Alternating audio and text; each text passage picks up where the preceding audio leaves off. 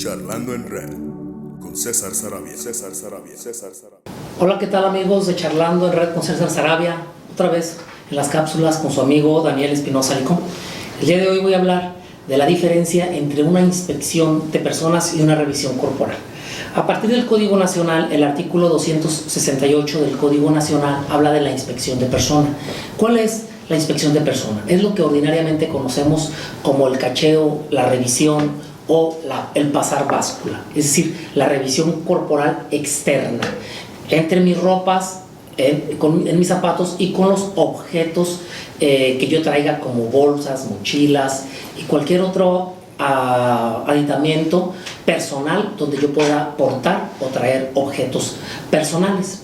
En ese contexto, para proceder a una inspección de personas, no es forzosamente que el policía pueda hacerlo en cualquier caso de manera indiscriminada.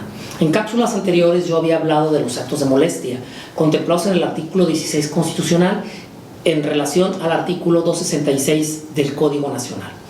El artículo 16 constitucional nos establece que nadie puede ser molestado en su persona, familia, papeles, propiedades, posesiones, sino virtud de mandamiento escrito de autoridad competente que funde y motive la causa legal del proceder. Esto en relación al artículo 266 del Código Nacional, en lo que nos establece que los policías, al realizar un acto de molestia, deben siempre respetar la dignidad humana. ¿Qué es la dignidad humana? Bueno, se constituye como un derecho fundamental, base y condición de todos los derechos humanos, así contemplado por jurisprudencia del Tribunal Europeo de Derechos Humanos, posteriormente por la Corte Interamericana de Derechos Humanos. También se estableció así vía criterio jurisprudencial por la primera sala de la Suprema Corte de Justicia de la Nación. Posteriormente se hizo ley este concepto. Lo encontramos en el artículo 5 de la Ley General de Víctimas, el concepto de dignidad humana. Es un tema importante donde el policía debe de enfocar entonces siempre el respeto de mi forma de ser. En ese contexto, en la Amparo Directo en Revisión 2190/2014, la primera sala de la Corte estableció que los policías no podían investigar para detener y que tampoco podían revisarme por mi apariencia, no pueden revisarme por una actitud nerviosa y no pueden revisarme por una sospecha simple, ya que eso atenta contra los derechos fundamentales. En ese contexto, cuando el policía puede o procede que me haga una revisión o una inspección a mi persona, cuando haya un supuesto de flagrancia, es decir, que se ha detenido en el momento mismo de cometerse el delito o inmediatamente después de haberse cometido. Se ha resuelto por varias tesis de la primera sala de la Suprema Corte el concepto de flagrancia, diciendo lo que es visible a todas luces, que de flagrancia deviene de deflagrar, de encender, en ese sentido lo que ve cuando se está consumiendo el hecho delictivo o inmediatamente después cuando hay una persecución material e ininterrumpida o un ocultamiento inmediato posterior.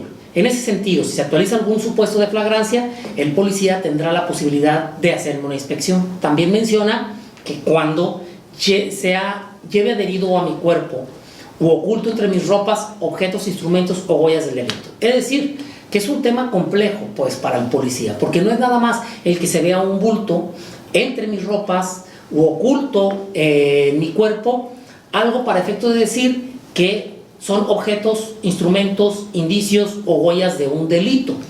Debe tomar en consideración todos los factores exógenos, es decir, todo lo que está alrededor, la hora, el lugar, la actitud que yo demostré. Vuelvo a insistir, no por nerviosismo, no por una sospecha simple y no por la apariencia. Cuando sí puede realizar una inspección sobre mi persona, cuando hay una sospecha razonable. ¿Por qué? Demostré una actitud evasiva, porque demostré una actitud inusual o porque realicé una actitud de afrenta con un tercero o con los mismos elementos policíacos. El artículo 268 del Código Nacional lo señala: el supuesto de flagrancia. Si soy detenido en un supuesto de flagrancia, me van a informar el derecho a negarme, y en caso de que yo me niegue aún con la flagrancia, pues tenemos que recurrir a un control judicial. Y en el supuesto de que lleve adherido a mi cuerpo objetos, instrumentos o huellas del delito, pero vuelvo a insistir, no es nada más que se vea oculto entre mis ropas o adherido a mi cuerpo objetos o instrumentos, sino tienen que tomar en consideración todos los factores que están alrededor de mí para efectos de poder realizar esa revisión. Viene la otra técnica de investigación, que es una revisión corporal. La revisión corporal, ¿cuándo es necesaria? Bueno, cuando se requiere la aportación de fluidos corporales, vello, cabello, exámenes biológicos o sangre.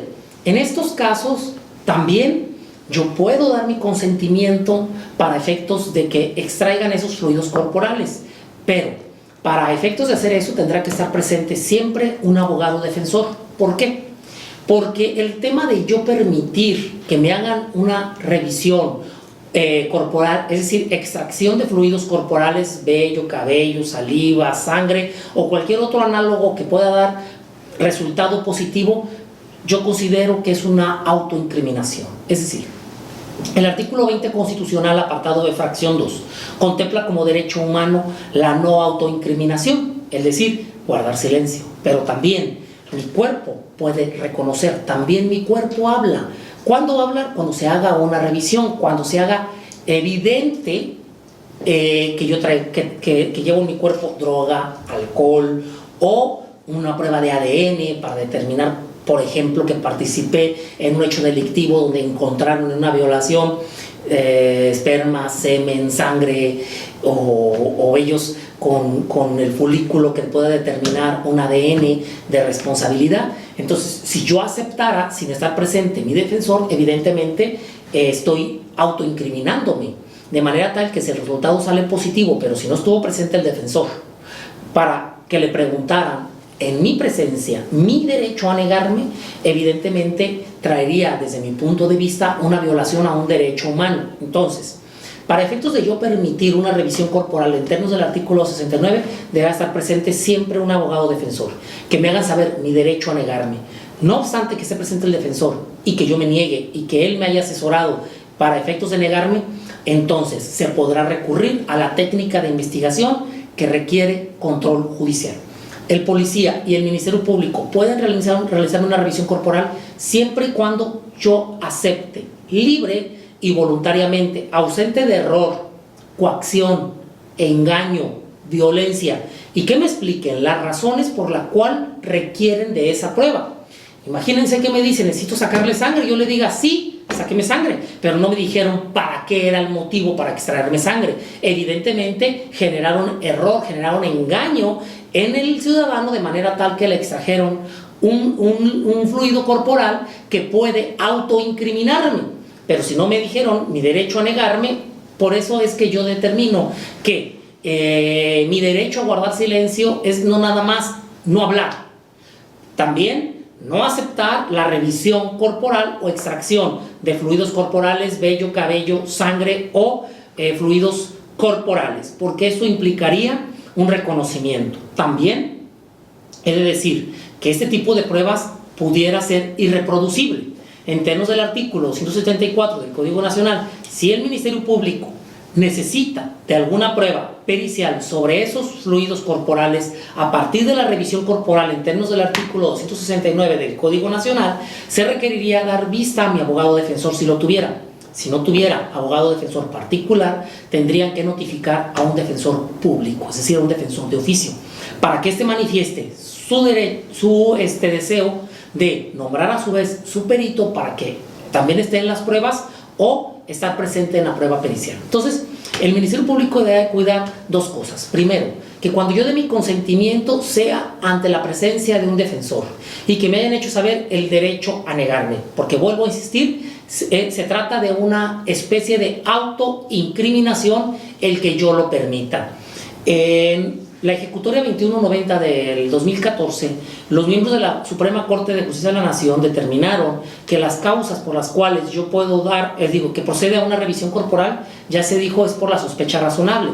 Y dice, o también cuando la persona dé su consentimiento libre, voluntario o ausente de error. Yo creo que el consentimiento libre y voluntario deberá también, además, ser debidamente asesorado por el abogado defensor, al convertirse en una autoincriminación, al confesar y reconocer con lo que mi cuerpo habla, con lo que mi cuerpo hace evidente a partir de la prueba pericial. Entonces, decirme mi derecho a negarme, que esté presente un defensor para que me asesore mi derecho a negarme y que haga efectivo mi derecho a que no se haga arbitrariamente. Y si el Ministerio Público considera que es necesario, entonces requerir este control judicial ante un juez que funde, motive la proporcionalidad de la necesidad, porque he encontrado infinidad de casos en los que por simples daños en las cosas el Ministerio Público pide que se haga una prueba de extracción de sangre y fluidos corporales para determinar si encuentran droga y alcohol, pero por un daño en las cosas. No es proporcional la prueba. Yo no puedo ordenar entrar a la intimidad de una persona y vulnerar su derecho a la intimidad y a la privacidad para simplemente determinar en una investigación de daños en las cosas si el delito es oficioso o el delito es de querella o inclusive algún supuesto de culpa grave contemplado por el artículo 63, fracción 3 del Código Penal. Yo considero que no es proporcional. En ese sentido, el Ministerio Público deberá justificar la proporcionalidad de la medida para poder yo entrar a la intimidad de una persona, ordenar forzosamente la prueba, que se le entregue copia a la persona donde estoy ordenando la prueba, pero además que en términos del artículo 74 del Código Nacional se le dé trato de prueba irreproducible, es decir, la oportunidad de que el defensor nombre a su perito para que esté presente en las pruebas o que el abogado esté presente durante el desarrollo de la prueba para no vulnerar el derecho de adecuada defensa. Con eso terminamos nuestra cápsula. Muchas gracias, buenas tardes. Charlando en Red con César Sarabia.